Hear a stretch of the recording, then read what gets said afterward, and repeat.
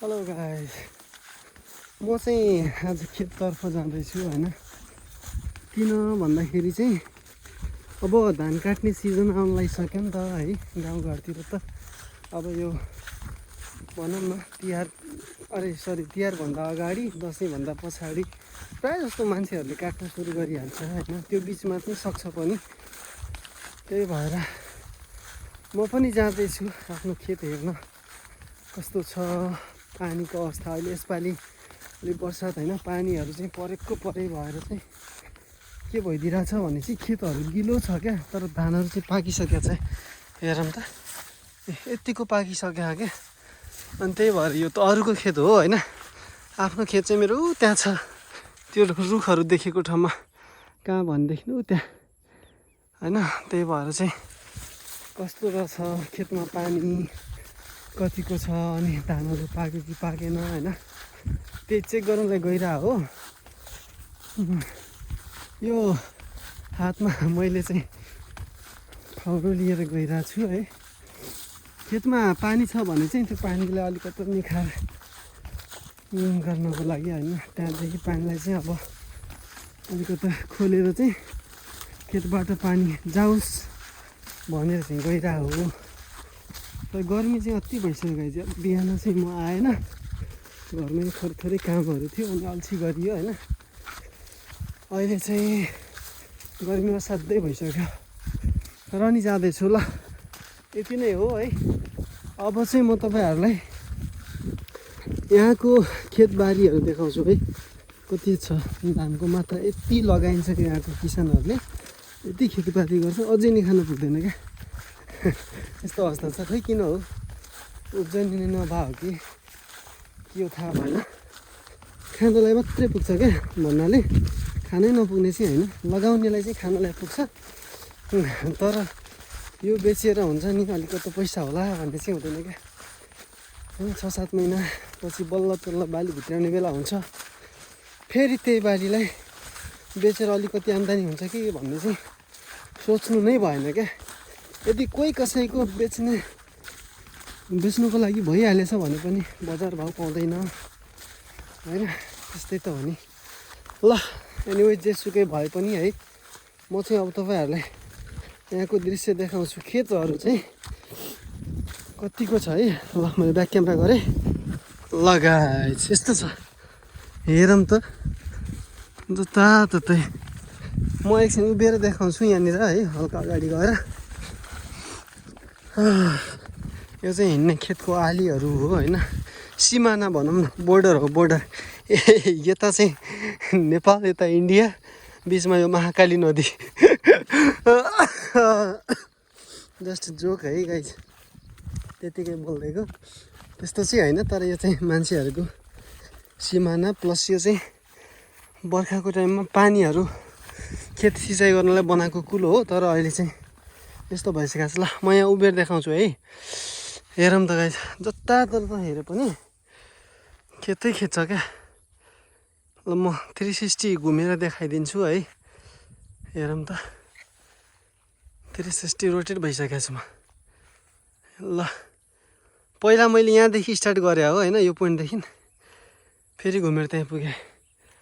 ल हेरौँ है, जताततै त्यस्तै। मेरो घर चाहिँ ऊ त्यहाँ छ। अब म कसरी देखाइदिउँ, त्यत्रो जुमिङ चाहिँ हुँदैन। त्यहाँ छ। अनि त्यहाँदेखि म हिँड्दै यो बाटो आएको। यहाँ चाहिँ माछा मार्नको लागि बनाएको छ क्या। त्यो के भन्छ यसलाई, ढडिया भन्छ। ढडिया हाम्रो गाउँतिर प्रायः चौधरीहरूले नै युज गर्छ यो चाहिँ। तर खै पानी नै छैन, के माछा होला र यसमा। यस्तो छ। धान पनि पाक्न लागिसक्यो हो, पाक्न लागिसक्यो। यत्तिको भइसकेको छ धान चाहिँ। त्यो धान अनि यो म पनि पाक्न लागिसकेँ यार। पसिना त अति आयो हो। क्याप लगाएर आएको छु म, पता नै यो क्यापले पनि के होला र। यो पानी हेरौँ त, यस्तो छ अवस्था। पानी पानी। ओके गाइस, ल फेरि मैले बोकेँ र लागेँ आफ्नो बाटोमा। यस्तै हो।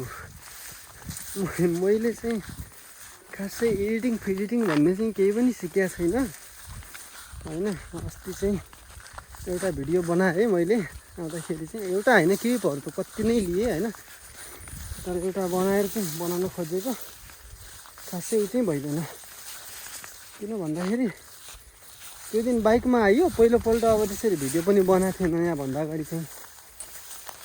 अनि रुममा मैले चेक गरेको थिएँ है,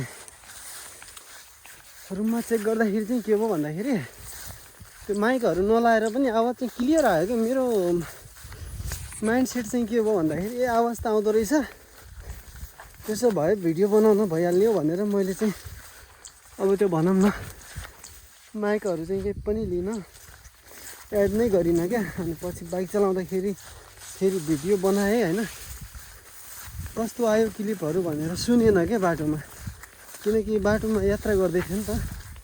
पछि घर आएर जब सुने आवाज नै छैन। जुन भिडियोहरू रोकेर बनाएको थिएँ होइन त्यसमा चाहिँ आवाज थियो, अरूमा चाहिँ थिएन क्या। त्यही भएर नेक्स्ट टाइम चाहिँ अब माइक लिएर बिस्तारै सुरुवात हान्नु पर्ला। पर्सनली अलिकति रमाइलो लाग्छ मलाई भिडियोहरू बनाउनको लागि, रमाइलो लाग्छ भिडियोहरू बनाउन।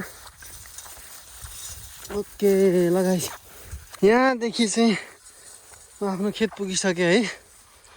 ओ ल, यहाँदेखि हाम्रो खेत। अब धानको हालत हेरौँ, यस्तो छ यो, के हुनु यो धानले चाहिँ। यहाँ हेरौँ त हेरौँ, यो कुहिएको छ क्या, आधा कुहिएको छ आधा। यो यस्तो यो खचरा हो कि खचडा हो त्यो धान निस्किया छ। अब के भन्नु, यस्तो छ धानको अवस्था। अब यहाँ पानी मम्मीले चेक गर भन्नुहुन्थ्यो, पानी त छैन के अरे, कतै कतै होला। ओ माई गॉड, कति घाम भयो। घाम हेरौँ त गाइस यार, धान पाके पनि नपाके पनि म चाहिँ पाक्छु आज, पक्कै हो। ओके ल, म अब चाहिँ सट्ट लाएर धानहरू चेक गर्छु है। ओ यस्तो छ धानको अवस्था। ओके ल, यति नै गाइस है। जे हेर्नको लागि आएको थियो त्यो चाहिँ अलि हेरियो। खेतमा पानी हेर्न भन्नुहुन्थ्यो मम्मीले, पानी चाहिँ रहेनछ, जो सुकिरहेछ। अब धानहरू चाहिँ यत्तिकै छ, ए पाक्दैछ अहिले त, हरियाली नै छ, हरियो नै छ, बिस्तारै पाक्छ होला। यहाँ हेरौँ त, जहाँ हेरे पनि के खेतै खेत, खेतै खेत, धान नै धान। तराईमा यति धान खेती हुन्छ, यति धान खेती हुन्छ।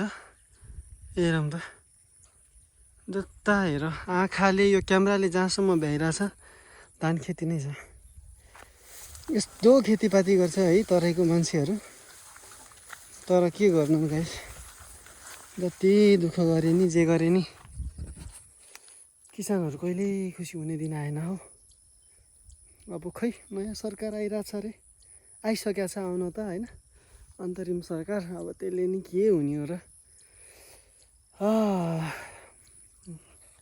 यस्तै हो गाइस, ल धन्यवाद। यति नै हो आजको लागि चाहिँ। मैले यो सानो क्लिपहरू चाहिँ बिस्तारै सिक्ने क्रममा छु है।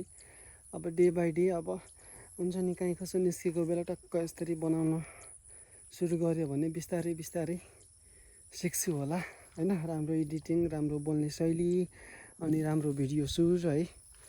हस्, धन्यवाद।